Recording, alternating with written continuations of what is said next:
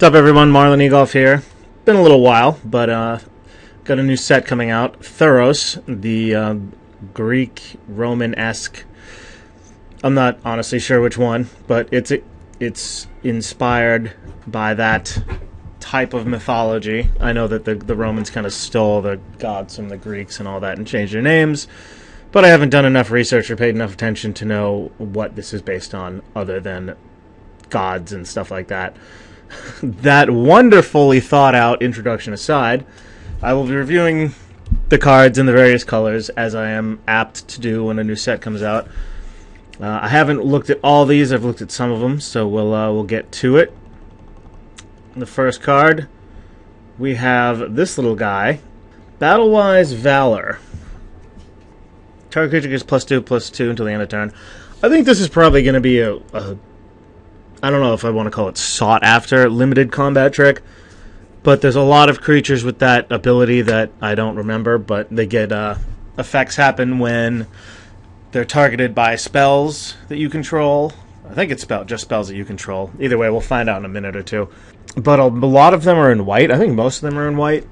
So not only is it a combat trick, not only do you get to scry one, which is about, I'd say, I don't know, what is scry? Like about drawing a third of a card. But you also get effects of those guys. And the easiest way to, activate your guy's effect, like put a +1/+1 counter on it or whatever, is to target it with a combat trick, because those are the most readily available. It's not like you're going to shock your own guy to, put a counter on it. So I think this will be a definitely a playable limited combat trick. Obviously, it's not constructed worthy, but most of these cards aren't. So we got Cavalry Peg. When it attacks, each attacking human gains flying until the end of turn. I mean, it's okay. It's kind of like, I don't know how many humans are in this set. I imagine it's kind of like a smaller version of Trained Condor. Probably not great. Just because it itself isn't a great, a 1/1 flyer for 2 isn't particularly awesome.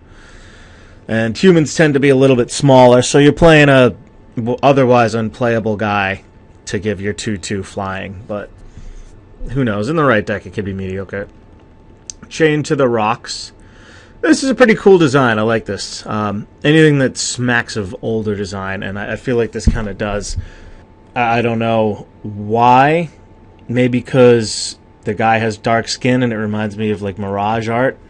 But I like this card. So obviously you can't play it unless you're red too.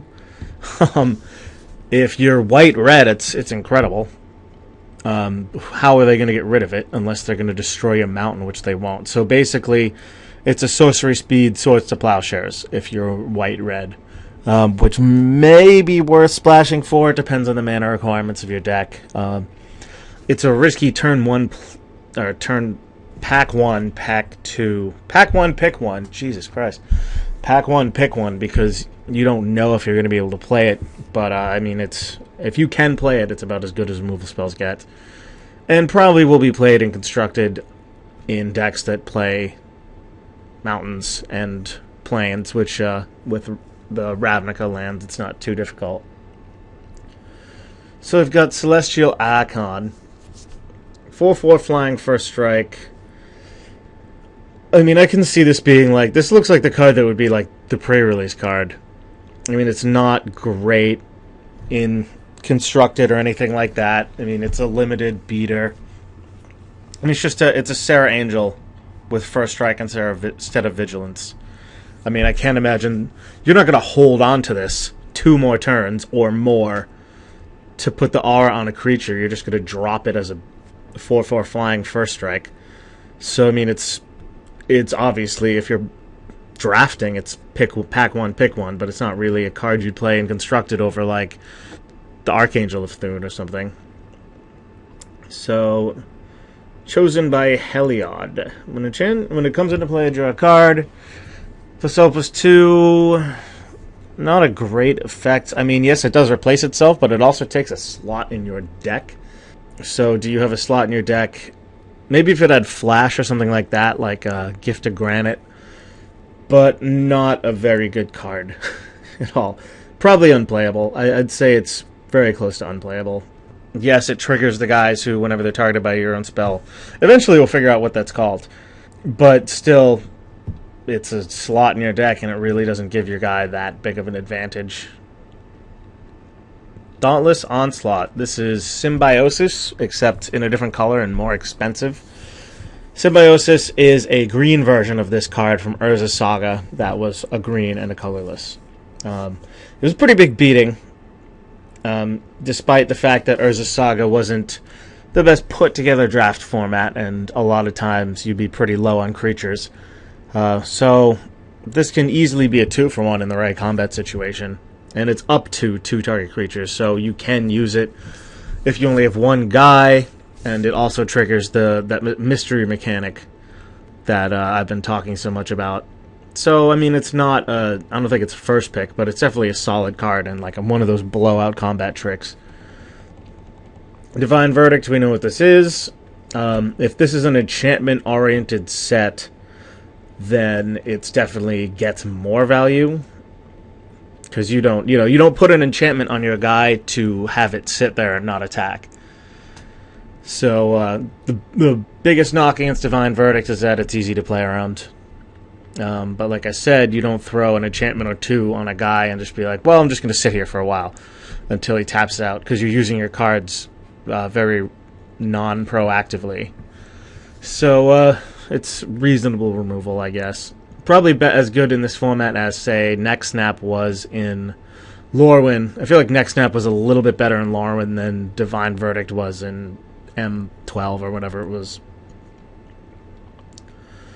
Decorated Griffin, so it's a little small for its mana cost, but the next 1 combat damage that we'll be able to... Is this the first time that a preventing damage effect has only been combat damage? I can't remember ever seeing it. Prevent the next 1 combat damage that would be dealt to you. I don't think this card's very good. I mean, it could easily be a common. Yeah, I mean, spending 6 mana to prevent the next 3 combat damage is fine. But the creature itself is small, and that is a bunch of mana. Probably, like, not a particularly great pick. So here we go. Elspeth, Sun's Champion. So it's 6 mana. Pretty much a death knell for Planeswalkers. Oh, I guess the green Garruk is 6 mana, and that's like sort of played a little bit. Chandra Ablaze wasn't particularly played. And against the right deck, obviously, you can just wipe their board. So I feel like that's a little on the strong side. The emblem seems weak, to be honest. It's more of a manage the board type creature. You know, you get 3 guys and you blow up their big guys. Not sure if it'll see play. It's really hard to tell with expensive Planeswalkers, man. I mean, if this was like 3 mana, then yeah, you're probably looking at a card, and you know, obviously did something a little different. You're looking at a card that would probably see play. But 6 mana, I mean, you got to find a deck that wants it. Maybe a white-based control decks. It does manage the board pretty well. Obviously a high limited pick, but you knew that already. Ephara's Warden, maybe if it was a little cheaper. This creature was in Rise of the Eldrazi, except it had -1/-1/-1, and it cost half the mana, and it was like okay. Granted, there was a bunch of big stuff in that set, but I mean, it wasn't like a slam card or anything like that. 4 mana for a 2/1 is not great, and it really, I don't know. You'd probably play it, maybe. Obviously, you have to see how the set pans out, but that's a lot of mana for not a lot of guy. Heroic. We find out what the mechanic is called. So, 2/2 double strike. Do we have one of those in Standard already? Whenever you cast a spell that targets it, put a +1/+1 counter on Fabled Hero. Now, I was looking at this card the other day, and I was looking at the flavor text. The people who write flavor text at Wizards have been pretty spotty in writing good quote flavor text. I actually like this. You, poet, be sure to write this down. You know, he's very aware of his place in the world. Like, he knows he's a hero. Obviously, there's no real way to spread his deeds other than word of mouth. So he's like, hey, listen, this is your job, kinda. So, you know, write this down, make me famous. So then it had me thinking about another card that's fairly well known in the Magic community and why I hate the flavor text so much. In fact, I might consider it the worst flavor text in the history of Magic. If not the worst, then it's pretty far up there. I'm talking, of course, of Canyon Minotaur. Now, some of you might be like, whoa, dude. Because there's actually a thing on the Mothership a couple months ago, whatever, and this was actually probably the last article I read on the Mothership. Mothership being magicthegathering.com, because I was just so embarrassed. I think this was #1 on, like, people's favorite flavor text. And which only goes to show you that the people who would vote on something like that clearly are idiots, because this finished #1. Now, you might like this flavor text, you being the person listening to this, but just know that you're wrong, and I'll explain to you why this is terrible. So, Louis C.K., the amazing comedian, had a bit on a comedy special a few years ago where he explained friends that you hate, and, you know, everyone has a friend that they hate. And the reason, you know, you hate this person is because they do annoying things like ask you, what would you do if you had a time machine? And they really don't care what your answer is. They just want you to be like, I'd blah, blah, blah, blah, blah. So they can be like, yeah, that's great, but listen to what I would do. So they don't seem like they're just going right ahead and being like, dude, if I had a time machine, guess what I'd do? I'd go back and, you know, rape Marilyn Monroe. They're like, oh, just out of curiosity, what would you do? And then they, like, half listen, and they're like, this is what I would do, man. Obviously, they've been thinking about it for weeks. So I look at this flavor text, and I feel like this is the same type of situation. It's like, we'll scale the cliffs, blah, blah, blah. And the other guy's like, isn't the shortest route through the canyons? Yeah, so shouldn't we? No. Now, you know the next sentence is going to be the first, or the second guy being like, well, why not? And then this original guy, this guy talking, is going to, obviously, now he's going to pounce on the chance to make his friend feel like an idiot. Like, dude, obviously there's minotaurs in there. Duh. Like, we have to go around. Didn't you know there was minotaurs in there? You just idiot. It's like the type of conversation that assholes instigate to make their friend feel stupid. That's why this is terrible flavor text. It's masquerading as some witty comment, but really, if it goes on for like 2 more sentences, you get pissed off and you leave. That's why Candy Minotaur's flavor text is so bad. I just wanted to go out on that tangent because I saw Fabled Heroes and I was like, you know, this flavor text is pretty good. You realize a lot about the area, not so much area, but the time that this would have taken place in. You're thinking about Greek mythology and the way they spread tales, you know, songs and poems and stuff like that. And it tells you just a little bit about that just by his very direct, write this down, dude. Like, this is what you do. You can't fight these harpies yourself, so I'm going to do it. You record what I do, and everything will be cool.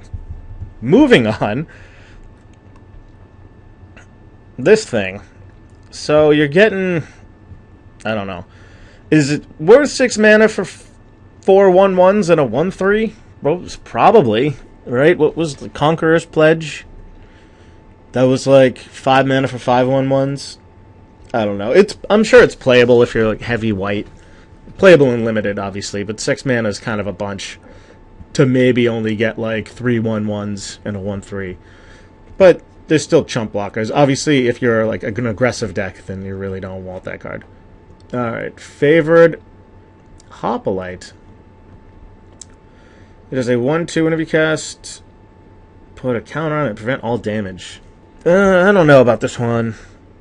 It's not particularly good by itself. I mean, so you cast this turn 1, and then what do? You have a +2/+2, swing for 4, and now it's a 2/3, but you still just wasted your pump on pumping this guy. I think it's just a little too underwhelming without the heroic bonus to be particularly good. Although I could be wrong. I've never been wrong before, but there's a first time for everything. Alright, what do you do? Gift of Immortality. When it dies, return that card to the return to that creature. So it's a false demise, except the false demise goes into play instead of back into your hand. False demise was never really good. This might be a little better just because you don't have to cast it again.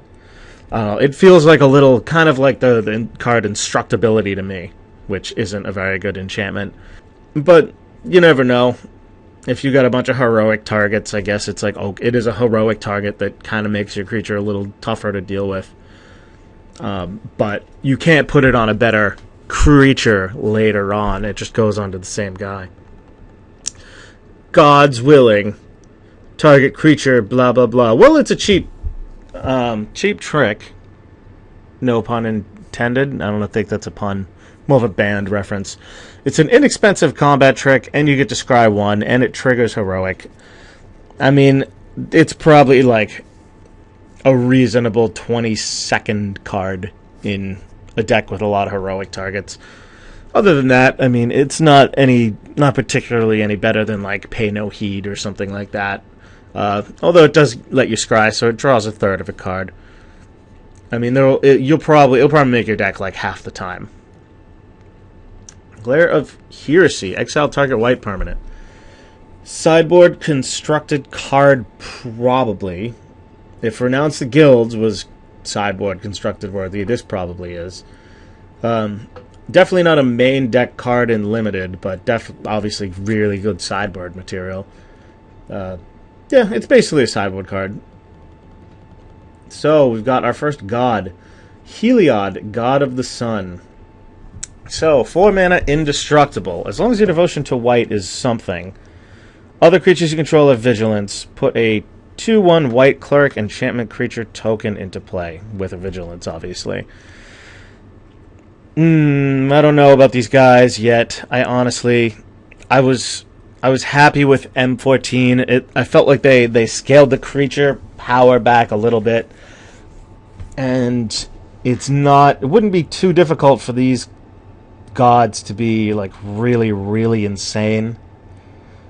And I, for one, I'm not a huge fan of indestructible 4 mana 5/6s. I think they're obviously a little too good.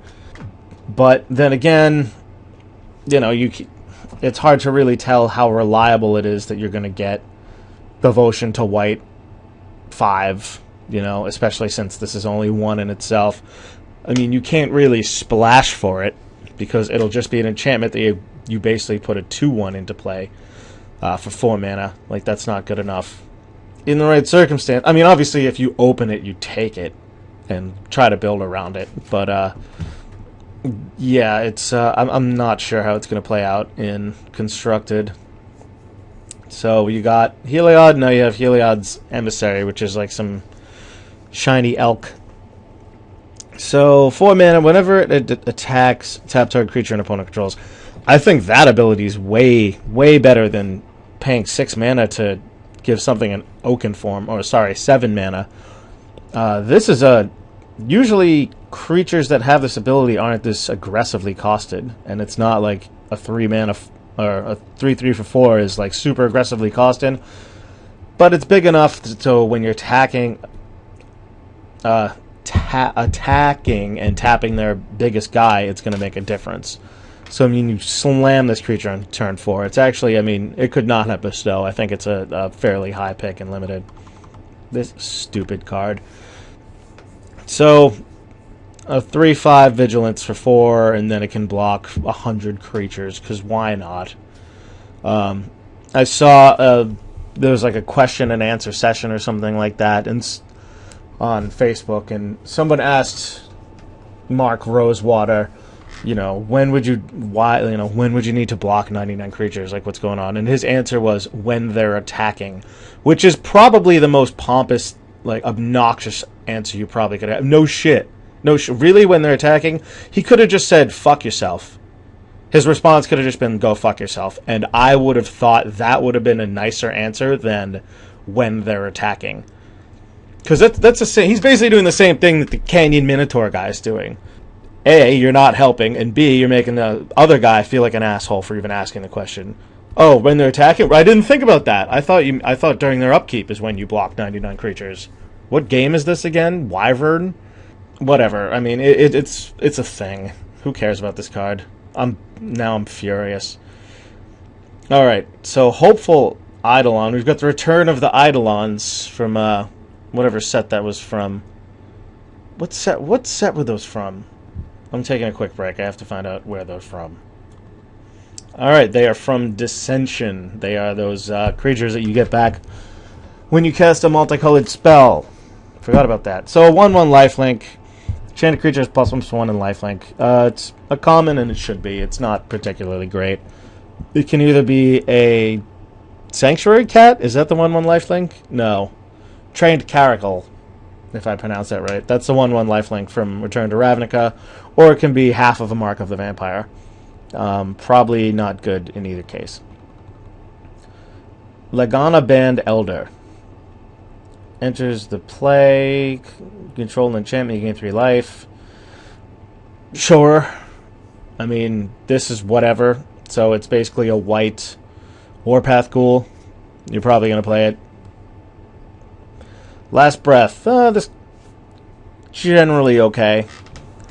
2 or less. I mean, I think you start this card like 99% of the time, and then you side it out when you don't need to. But there's always going to be little annoying creatures that you just want to get rid of. However, if you target a creature with Heroic and it gets bigger, then you're a SOL. Observant Alseid. Alright, so it's a 2/2 Vigilance. I mean, I don't think this card is good either. I mean, I guess... Knightly Valor was good, right? So this is kind of like Knightly Valor. Maybe this is better as an enchantment, because a 2/2 Vigilance for 3 is like... Vigilance is like nothing. This is a really bad Sentinel Sliver, unless you bestow it, which... On the right target, 2/2 Vigilance, +2/+2 in Vigilance is good. So, yeah, it's probably playable. More of an enchantment than a creature. What is Glimmerdust Mage or whatever it was?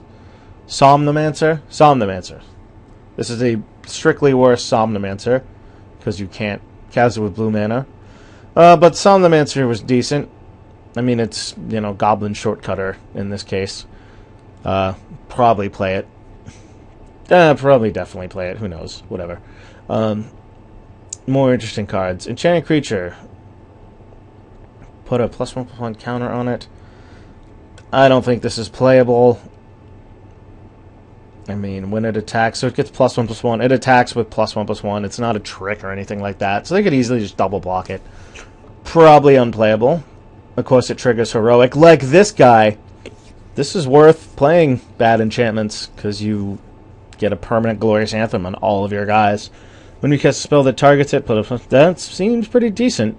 Not an immensely high pick, but I think it's a solid card if you got enough targets. I haven't seen anything good for Constructed in a while. Oh, so got a black card. Each opponent loses 1 life. So it blocks, and I mean, if you're white, black, I guess? I don't know. That's not great, is it? If you need a blocker. And, I mean, this is kind of a lot of mana. It's like a, what's the Hired Torturer? Ray of Dissolution, destroy target enchantment. This, I'm not sure how many enchantment creatures are going to be. This might be main deckable, honestly. I haven't looked at the whole set, like I said. Not a sideboard card, because there's better ones out there. In Constructed. This is not a good card. 1/3, whenever you cast a spell, yeah, you gain 2 life. Yeah, it's basically just a 1/3. So, if you need a Lumen Grid Warden, knock yourself out. No, so now we got green activations. So it's a +2/+2 until the end of the turn. Maybe. It's hard to tell with these types of, like a little, like one more mana than you want them to be. You might not, honestly, you might not play it if you're not green. If you're green, you obviously play the thing. But it's a little on the expensive side. But, the format might break down that way, where you want even a 3-power flyer for 5 mana is like something that you're going to want in your deck.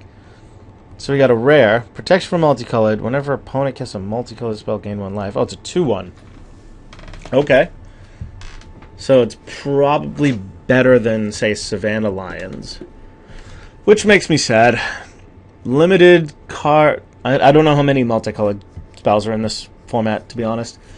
Limited, it's like, okay. I mean, these cards get outclassed quickly. You know, you get in, like, 2 damage, and then your opponent plays a 2/2, and then they trade.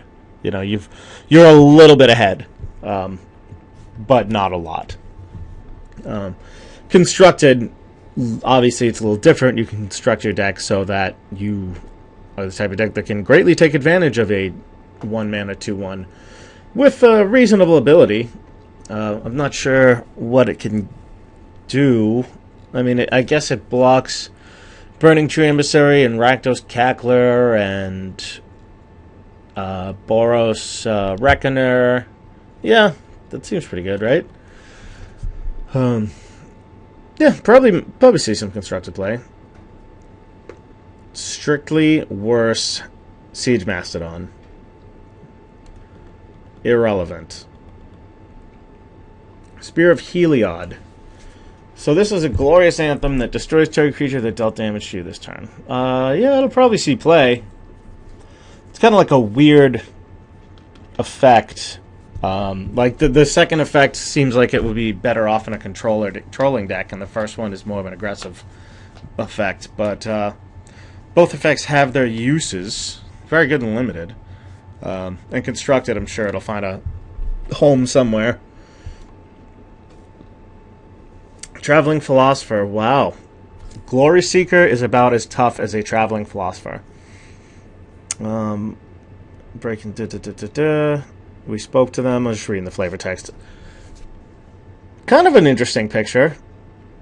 I mean, you don't really... Like, the magic art I liked the least is just, like, some dude fighting something. You know, I like this type of thing. Gives you a little bit more insight into the world that they're in. Like, it doesn't matter to me at all that the picture doesn't go with the card in any way. Like, a Silvercoat Lion... Or this chick who's just, like, conferencing with strangers. I mean, they don't really connect, as far as I can see. But I like the picture. Wingsteed Rider. So, a 2/2 fly, whenever, put a +1... Yeah, I mean, you definitely play this. If you pump it, you know, with a combat trick or anything like that, use a combat trick on it, and it's a 3/3 flyer for... 3 mana, and that's pretty sweet in limited of. Vanquish the Foul. Wow, that's expensive. Historic target creature with power 4 or greater. I don't know if you play this. I mean, you may be sided in. You probably play it. It's a really expensive card, man. Think of something like Public Execution. Destroy anything, instant speed, and can lead to some combat blowouts. Whereas this is like sorcery speed for 6 mana, and it's conditional, and you get to draw a third of a card. That's just a lot of mana, man. That's a lot for this type of thing. And the last white one, we have the Yoked Ox. Ooh.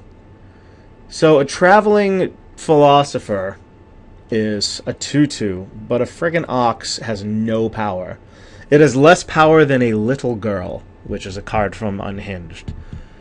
But apparently that yoke is just completely taking it out of the game. Obviously, if you need a blocking creature. It doesn't have Defender. For whatever that's worth. But there it is. So that's the white. I'm just going to do the white for today. I might combine colors in the next review. But I kind of went off a little bit on that one. So thanks for watching, and we'll be back with more of these reviews later.